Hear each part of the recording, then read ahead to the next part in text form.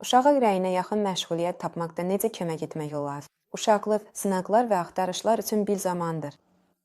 Valideynin edə biləcəyi yeganə şey uşağın özünü və maraqlarını araşdırması üçün əlverişli şərait yaratmaqdır. Uşaqdan sevdiyi işi bir dəfəlik və həmişəlik tapacağını gözləməyə və ümid etməyə dəyməz. Bu tapşırıq hər böyüyin belə öhdəsindən gələ biləcəyi bir şey deyil.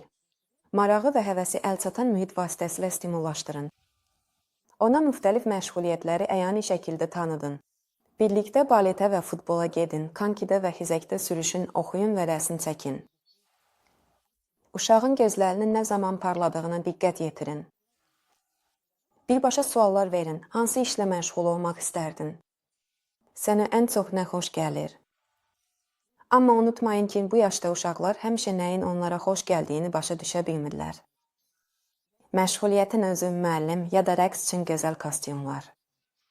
Bir anda uşaq mütləq çətinliklərlə qarşılaşacaq. Bu mərhələdə ona dəstək olun.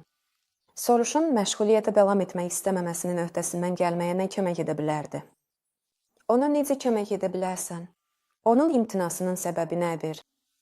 Əgər uşaq qəti şəkildə davam etmək istəmədiyini deyirsə, onu məcbur etməyin.